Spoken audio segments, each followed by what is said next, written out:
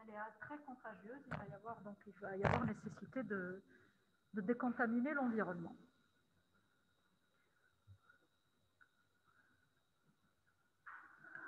Donc ça, c'est un petit peu la stratégie, c'est ce qu'on vient de dire. Donc, traiter toutes les personnes contacts. Alors, l'ivermectine est un traitement féroce, donc de seconde intention. Alors, les recommandations, alors pourquoi? Parce que alors l'ivermectine, bien sûr, elle n'est pas disponible chez nous. Alors maintenant, rechercher toutes les personnes qui ont été en contact, malades, et bien sûr les traiter. Ça ne sert à rien de faire un traitement préventif antiscabieux.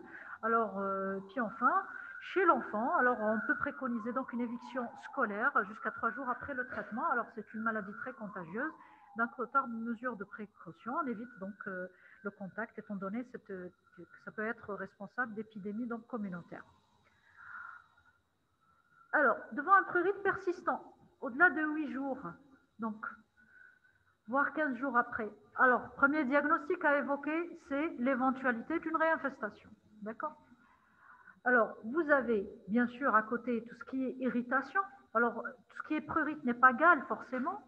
On a vu que les traitements étaient un petit peu irritants, asséchants, donc on peut avoir une irritation, une eczématisation. On peut avoir, les autres causes. Votre patient il a le droit de faire autre chose également. On va chercher s'il n'y a pas une maladie sous-jacente. Et puis, bien sûr, on peut être face à un échec thérapeutique, soit par mauvaise observance. Alors, on va s'arrêter là. Non. Donc, il peut y avoir soit une mauvaise observance, soit une incompréhension du traitement, soit qu'on n'a pas traité tous les maillons donc, de la chaîne. Et puis, bien sûr, vous avez ce qu'on appelle la parasitophobie. Alors, il peut y avoir carrément une crainte, une espèce de prurite psychogène par crainte d'une réinfestation qu'on appelle donc la parasitophobie ou la carophobie. Au moindre doute, de toute façon, vous allez bien examiner. Si vous avez des signes, vous pouvez bien sûr reprendre votre modalité et vos modalités thérapeutiques. Pas de questions pour la gale? Pas de questions. On enchaîne avec les pédiculoses. Alors, les pédiculoses, c'est des ectoparasitoses. Alors, ces ectoparasites, qu'on appelle les poux, sont de l'ordre, donc appartiennent au groupe des anoploures. Alors, il y a 3 espèces responsables de 3 manifestations, donc cliniques, à savoir, vous avez le phthiriasis pubis, donc, qui est responsable donc, de la phthiriase pubienne. Vous avez bien sûr l'humanus corporis, donc responsable de la pédiculose corporelle, et puis on fait le capitis qui est responsable des classiques poux que vous connaissez du cuir chevelu. Alors, ça va toucher, concernant la pédiculose du cuir chevelu, avec prédilection, les enfants. Mais il peut y avoir des contaminations, bien sûr, des parents, des autres membres de la famille. Alors, c'est le pouls, ce pouls-là, il est hématophage. Donc, non seulement donc, il va se nourrir donc, de sang, il va également donc, libérer des produits un petit peu irritants responsables de ce prurite. Donc, il y a toujours des réactions inflammatoires derrière qui sont responsables des manifestations cliniques. Alors, c'est la femelle, alors c'est toujours la femelle qui est la plus active. Alors, elle va pondre donc les œufs à raison de 10 à une vingtaine d'œufs par jour, et c'est toujours à proximité de l'émergence. Donc, elle va déposer alors ces œufs-là qu'on va appeler les lentes. Très bien. Donc, maintenant, comme ces lentes, étant donné que ces poux sont hématophages, qu'ils ont besoin quand même de la peau pour se nourrir, donc si vous retrouvez des lentes donc à distance de l'émergence des cheveux, au-delà de 1 cm, en général, on va considérer ces lentes-là comme non viables. Donc, on ne va pas donner en général naissance parce elles n'auront pas également éclos au bout de le temps nécessaire. Alors, qu'est-ce que c'est que tout ça?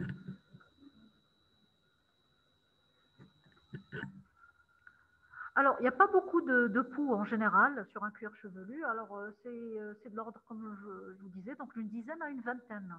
Donc, ce n'est pas pour autant qu'on ne va pas avoir de manifestation. Donc, on va avoir des lentes. Alors, c'est pour ça que souvent, on ne va pas retrouver le pouls.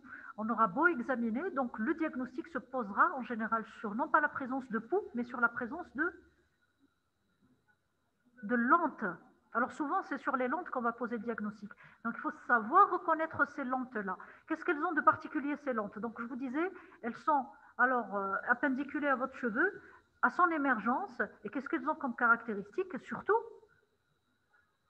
On n'arrive pas à les décoller. Alors, si vous avez... Pourquoi? Parce qu'elles ressemblent, les lentes, elles ressemblent à quoi? Elles vont ressembler au squame. Donc, si on va essayer, parce on peut avoir ce qu'on appelle un pityriasis capitis ou un état squameux, alors les squames peuvent être très fines et donner cet aspect de lente. Donc, essayez toujours de tirer, si vous avez l'apparence d'une squame collée, appendiculée à votre cheveu, qu'on n'arrivez pas à décoller, c'est une lente et vous avez votre diagnostic. Donc, ce n'est pas la peine d'aller chercher donc, votre pouls. Alors, la durée de vie d'un adulte, elle est de 30 jours. Et puis, c'est des hématophages stricts. Hein. Ils se nourrissent que donc du sang humain. Et puis, cette transmission, comme pour tout à l'heure, elle peut être directe ou indirecte. Donc, directe à travers donc, le contact, notamment chez les enfants. Alors, en jouant, les enfants peuvent se transmettre directement soit l'époux ou en jouant éventuellement de façon indirecte à travers donc, les bonnets ou encore les faits d'oreiller, encore le linge utilisé. Cliniquement, on va avoir un prurite, donc du cuir chevelu. Alors ce prurite, il est particulier, il va se localiser surtout. Alors d'abord, c'est à ce niveau-là qu'on va beaucoup plus retrouver ces lentes et ces poux là.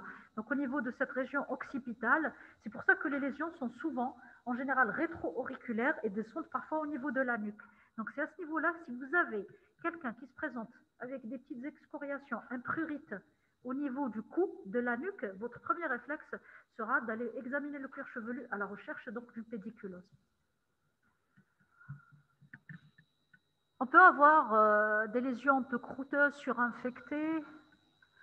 Alors pourquoi? Parce que à force de se gratter, on peut impétigéniser, donc on peut surinfecter les lésions. Et dans ce cas-là, on peut avoir également des adénopathies satellites. Donc si vous avez des adénopathies au niveau du cou, plus prurite, premier diagnostic à évoquer, donc ça va être la pédiculose.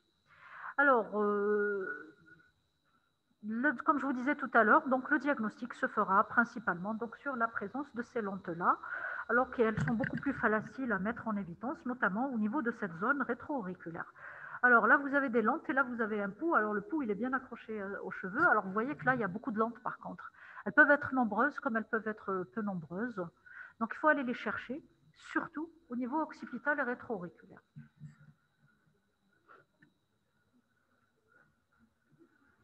Alors, la variété corporis, elle va être, alors c'est pas le même type donc de pédiculose, c'est pas le même type de peau.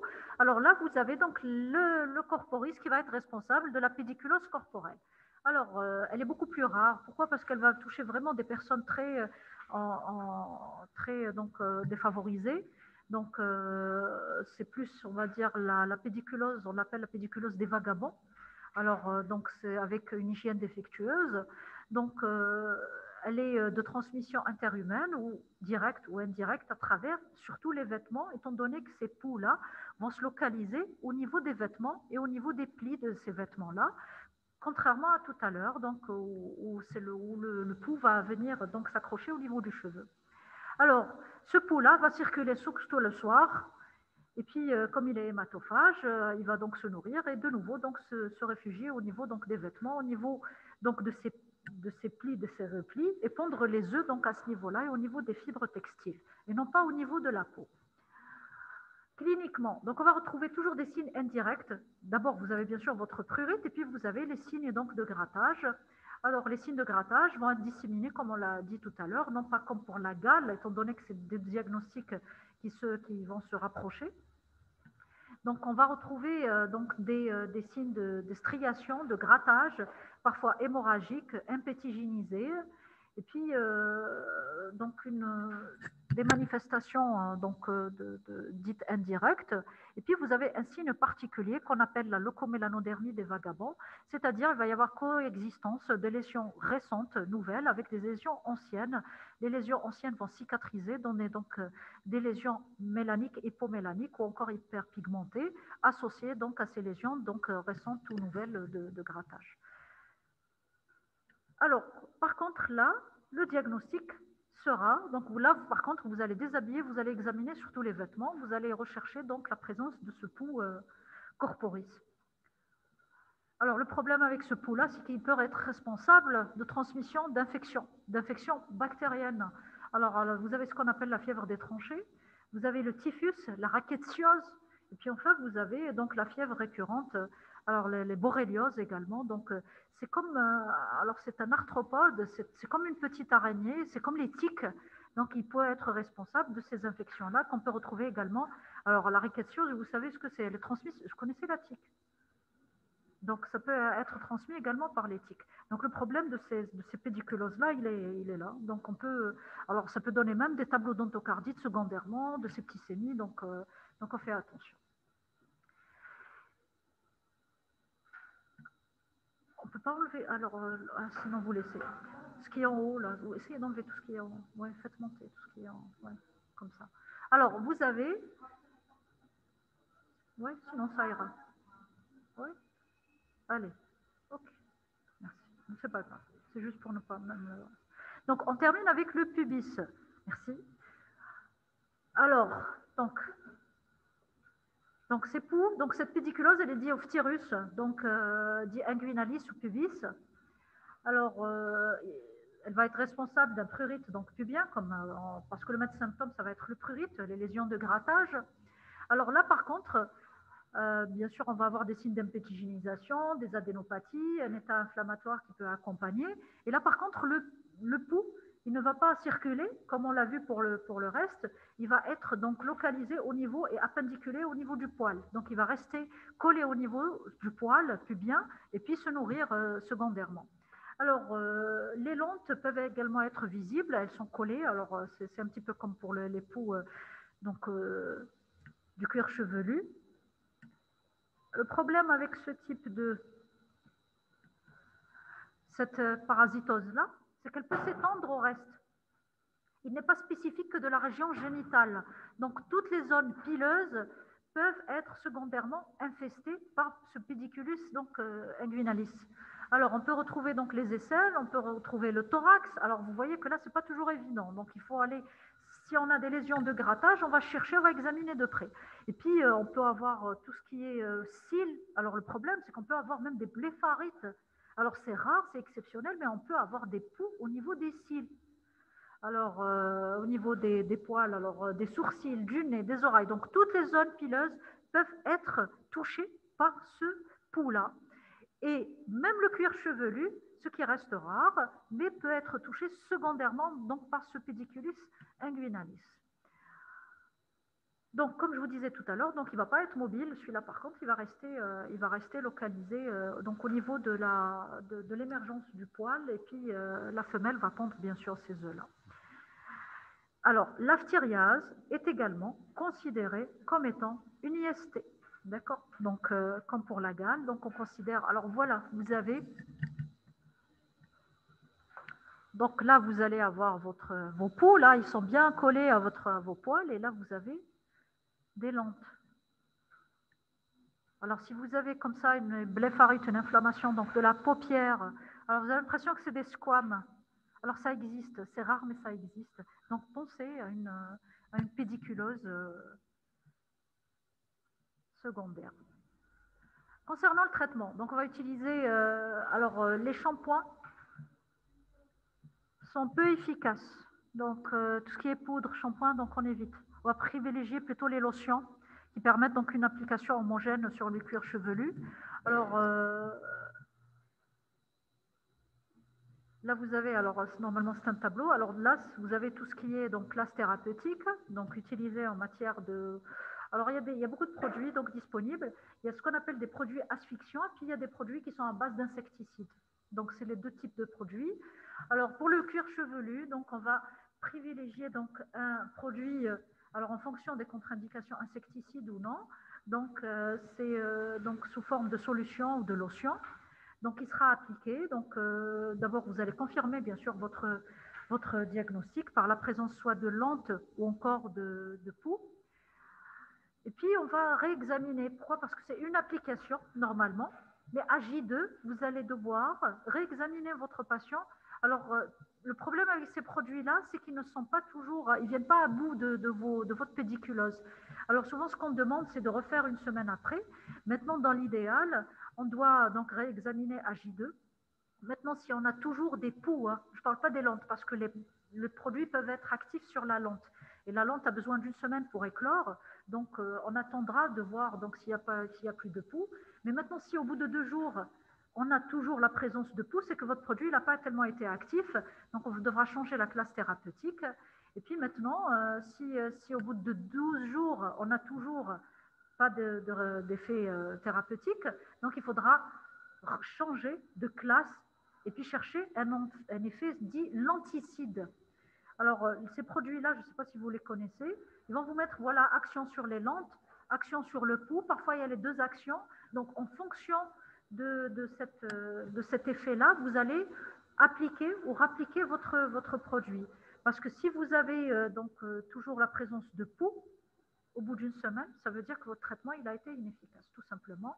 Par contre, si vous avez toujours des lentes, alors vous pouvez appliquer et attendre quand même un petit moment, étant donné qu'il n'y a plus de pouls. Donc, présence de lentes ne signifie pas forcément présence encore de pédiculose.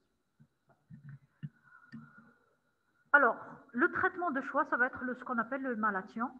Alors, on doit l'appliquer raie par raie. Alors, c'est très fastidieux, alors c'est pas très gai à faire.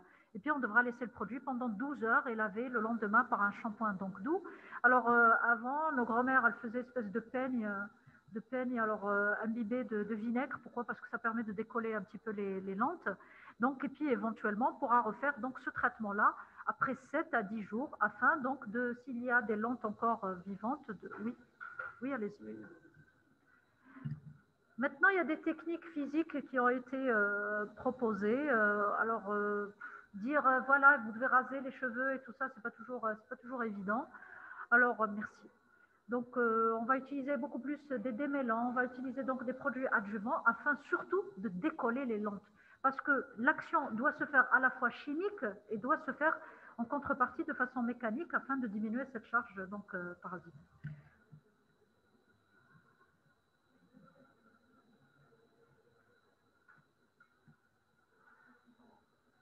Alors, parfois on a des échecs thérapeutiques. Si on a un échec thérapeutique, on pourra proposer l'ivermectine, donc en prise unique et pour un enfant d'au-delà de 2 ans. Alors, systématiquement, on devra traiter, comme pour toutes les parasitoses, donc la literie, donc éventuellement les sujets donc, malades. Alors, ce n'est pas parce qu'on est sujet contact familial que forcément on a une pédiculose, étant donné que c'est plus une infection des enfants. Donc, on va rechercher s'il n'y a pas d'infection au niveau de la collectivité, ça ne sert à rien. Mais par contre, il faudra décontaminer tout ce qui est literie. Alors, toujours avec les mêmes mesures, à savoir la chaleur, donc lavage à l'eau chaude et repassage. Alors, ça ne sert à rien de faire les traitements préventifs. Alors, ça veut dire des shampoings répulsifs et non. Pourquoi? Parce que ça peut entraîner, bien que rare, ça peut entraîner des résistances au traitement. Donc, ça ne sert à rien de faire ce genre de pratique-là. Et puis, l'éviction scolaire, elle n'est pas systématique, on peut la faire. Alors, étant donné que le traitement, on a vu ensemble qu'on peut se contenter d'un traitement, refaire une semaine après. Donc, au bout d'une application, normalement, on vient à bout de la majorité, on va dire, des pouls.